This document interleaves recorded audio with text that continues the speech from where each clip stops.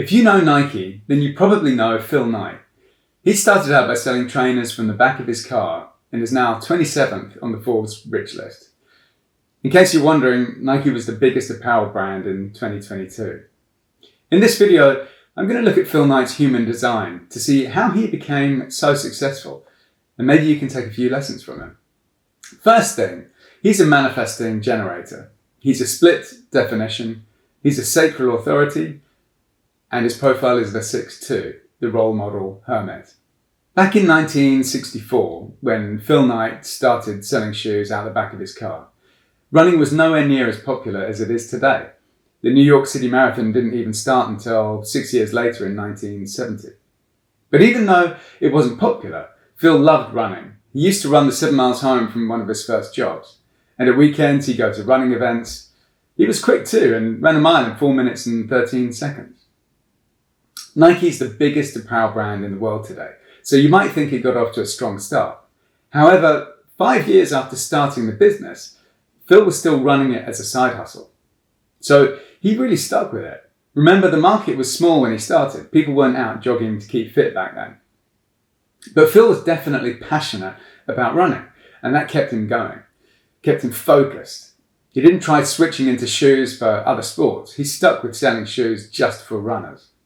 He tried selling in other jobs, but it made him feel dead inside. For him, selling running shoes was different because it wasn't selling. It was something he believed in. He truly believed that if people ran a few miles every day, the world would be a better place. And that's why he stuck with it. Taking a look at the solar plexus, Phil has gate 30, the gate of desires. If you have this, you're driven by your desires. And that desire is going to be so strong, it'll crush any logic or rationality that might be holding you back. The solar plexus is the emotional center, so it makes sense that this activation would crush logic. Looking at the sacral center to the throat connection, he has channel 2034, the channel of charisma. This is the manifesting generator channel. Not all manifesting generators have it, but it's the channel that really defines a manifesting generator. It's the pure energy of action. You don't spend time thinking. When you get an urge from your sacral center, it makes you rush into action instantly. You're all about living in the present moment, and things like planning ahead are not your strength. The thing about the 2034 is that because the feeling is so good, you can end up wanting to do more and more as you chase that feeling. It might be an alignment for you, but it's a real possibility that you can burn out, even as a generator. So make sure you're doing things you truly enjoy. At the sacral end of the channel lies gate 34, the gate of power. You have the power to achieve anything. With this gate, you're not going to need anyone else's support to get things done. It's a great leadership gate, as you'll be able to drag people over the finish line and people will look to you for motivation. Running between the G center and the will center, he has 2551, the channel of initiation. This channel is all about being first. You're going to want to be first or the best at something. You'll be in constant competition with yourself, wanting to make sure you're always a little better every time you try doing something. Back when Phil was at university, he ran a mile in 4 minutes and 13 seconds. That was close to the world record at the time, which was just under 4 minutes back then. So he was definitely good at running. So through his gate 30, he's driven by his desires. He's going to enjoy living in the moment and being busy all the time through his channel 2034. He's going to want to be the best at what he does because of the 2051. And because of the gate 34, he's got all the energy he needs to stick with things until they're finished. The next thing that's made Phil Knight so successful is his ability to be a great leader. He's the opposite of a micromanager. He believed that you should tell people what you want and then lead them to get the job done. Even though it was difficult for him to see it happen, he preferred to let employees make mistakes just so they would learn for themselves. Jeff Johnson was the first employee from back when the company was called Blue Ribbon Sports. Phil asked Jeff to set up a new office on the East Coast, all the way on the other side of America. During that time, Jeff was often writing to Phil to ask for advice. Things like, should he place ads in magazines? Or what sales numbers should he aim for? Phil never replied, not once. He just let Jeff get on with his job, to sell more shoes, and it worked. Jeff turned out to be an amazing salesman. Looking at Phil's solar plexus, Phil has gate 37, the gate of family. You're here to unite people. You want to bring your community together and do everything you can to support them. You'd much rather do a deal on a handshake than sign paperwork. Your relationships are going to be built on trust and respect. You'll take care of anyone as though they're your own family. That's going to create a great, trusting atmosphere. Everyone at Nike, certainly in the early days, was a runner. They were all fans of the sport, and that meant they were probably all outsiders since running wasn't popular back then. But it meant they were all there to support each other. The fact they were so supported and respected by their CEO would have made them feel like a really strong unit. Also in the solar plexus, Phil has gate 55, the gate of abundance. This is about deeply feeling emotions and inspiring other people with those emotions. As someone with a passion for running, Phil would have been able to inspire others about running and get them excited about his vision for the future. In the Will Center, Phil has gate 51, the gate of shock. Really useful when you're in a position of leadership. This gate means you're able to shock people into taking action. Looking at the spleen, Phil's is undefined. The spleen is the center for intuition and spontaneity. It's also the fear center, with each gate corresponding to a certain fear, like fear of the future or fear of failure. So when the spleen is undefined, you're going to be picking up on other people's fears. You're going to be easily conditioned by people around you. However, that dependence, or let's say codependence, on others can give you a sense of security. It's possible that Phil wanted to build such a close network of staff because he was dependent on them himself to help himself feel better. The gate 37 meant he wanted to join people together around a shared vision and took care of those people as if they were his own family. The gate 55 got him to inspire others with his passion for running. With his gate 51, he'd get people to take action, and his undefined spleen means he wanted to keep those employees close.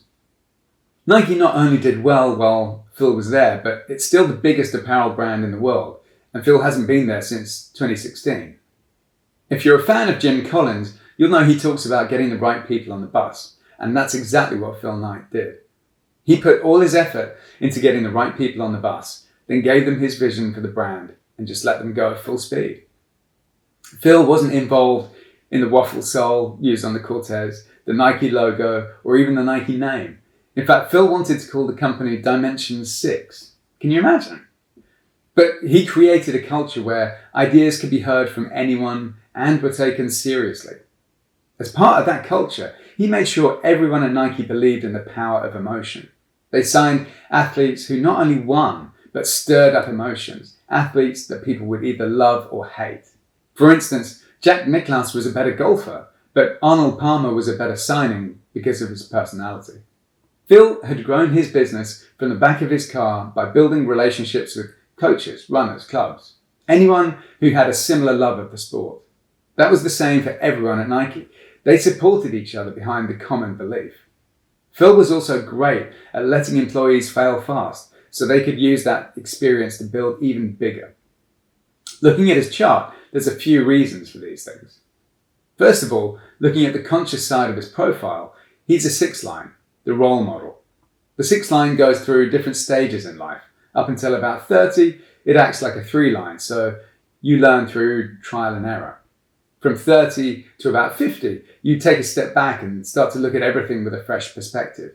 Seeing all the mistakes you made in your first 30 years is having valuable lessons. Then, from about 50 onwards, you become the fully formed role model, someone who's learned through painful experience and is now able to pass on all that wisdom to others. The experience of seeing the wisdom from all his trial and error phase is something he definitely passed on to people at Nike, encouraging them to fail fast and learn.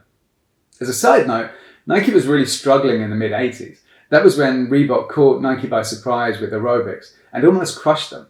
But by the late 80s, Nike was back. They'd launched the Air Jordan and hoped to make $3 million in the first 3 years. Actually, they made $126 million in the first year. That would all have been happening as Phil was about to enter the final phase of the role model, and I'm sure it's no coincidence. In the throat center, Phil has gate 56, the gate of the wanderer. This is one of the storytelling gates. It makes you want to expand your mind just for the experience. but you're going to be an expert at passing on these experiences to people around you. That is all going to help massively when creating the culture for your business, especially when you're so passionate about what the business stands for. And Phil has his Gate 56 double activated. In the Sacral Center, Phil has Gate 59, the Gate of Intimacy. This activation gives you a need to create really strong relationships. It can be for sexual relationships, but also for any kind of relationship. The only thing for certain is that it's going to create abundant relationships that are going to create new ideas and be highly productive. So because of Phil's sixth line, he'd grown up by learning through trial and error. Seeing that it worked for him, he encouraged it in his employees. His Gate 56 meant he was able to sell people on the vision for the company. And his Gate 59 meant the relationships with Nike employees or the athletes they were signing were going to be powerfully rewarding. Phil took 5 years of selling running shoes out the back of his car at running events before he gave up his accounting job to run Blue Ribbon full time. Somehow, he just kept on going. Looking at the throat center, he has Gate 16, the Gate of Skills. With this gate, you're going to experiment over and over again until you become a master. And that could be something like playing the piano, or it could be a skill like marketing. And once you become the master of your craft, you'll be ready to help others with what you've learned. In Phil Knight's case, sports marketing is something that didn't exist before Nike. So not only did Phil invent it, he definitely mastered it, and he definitely shared those skills with everyone else at Nike too. In the spleen, he has Gate 28, the Gate of the Player. Once you've found a goal to work towards, you'll risk everything to get there. Taking extreme risks is probably going to make you feel very alive, and your determination is going to really inspire people around you into joining in on your fight. Connecting the sacral to the throat, he has channel 2034, the channel of charisma. This channel is about taking action. It's about living in the present. And it's about not thinking of the consequences. It's about pure power and energy. It's really going to help when needing to push through any obstacles in your way. Looking at the will center, Phil's will is defined. Back when Phil was born in 1938, only 30% of people had their will defined. So he's in a minority for sure. It's going to give you willpower to keep chasing after your heart's desires, and you'll be an extremely determined person.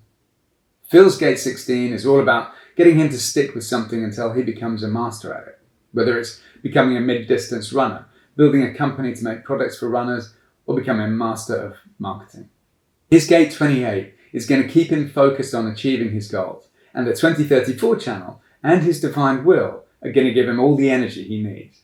Phil had to go through lots of difficult times while building his business. There were many times Nike was close to bankruptcy in the early days. Phil even had to borrow money off an employee to keep the business going. And that $8,000 loan turned into a $1.6 million repayment a few years later, so it did work out pretty well. One time I'm sure you know about is when Nike were found to be using sweatshops for their production. Underage workers working in really bad conditions. Now, although Nike was called out, there were many large corporations using the same factory, but the reporter writing the story thought that Nike was going to get the most notice, so that's what they focused on. Nike had been trying to increase wages and conditions in the factory for a while before they were called out in the report, but a senior official had said it wouldn't look right if factory reporters were earning more than doctors. Be that as it may, Nike was called out for using sweatshops. That's the kind of public relations nightmare that could destroy a company with a brand as big as Nike. However, Phil focused on getting through it. He made sure the factory became a safer place to work, that conditions and pay were increased. One thing in particular that stands out is that Nike developed a water-based bonding agent for the gluing parts of the shoe. Before the story had broken, the most carcinogenic area of the factory had been where they glued on the soles, but Nike's new bonding formula removed almost all the toxins. And not only did they give the formula to the factory, but they also made it available to their competitors too. So they raised conditions for all factory workers. So what is it about Phil that makes him such a great problem solver? Looking at his ajna, he has 2461, the channel of the thinker. This channel's all about making sense of questions bouncing around your head. You're going to ask questions that other people won't think of. In fact, you're going to try to find an answer to everything. Flashes of insight are going to come to you when they're ready, not when you want them. Phil's Gate 24 at one end is double activated, so he'll always be on the lookout for finding answers. Between the throat and the ajna, he has channel 1156, the channel of curiosity. This channel is going to keep you on a constant search for answers. Not always your own, but you'll be searching for answers all the same. When you get your insights, you'll want to share them with others, and they'll feel really inspired by what you have to say. Now, since one end of the channel is made up of gate 56, one of the storytelling gates, it's definitely possible that you're going to embellish your insights. In the Ajna, he's got gate 43 and gate 47. 43 is the gate of insight.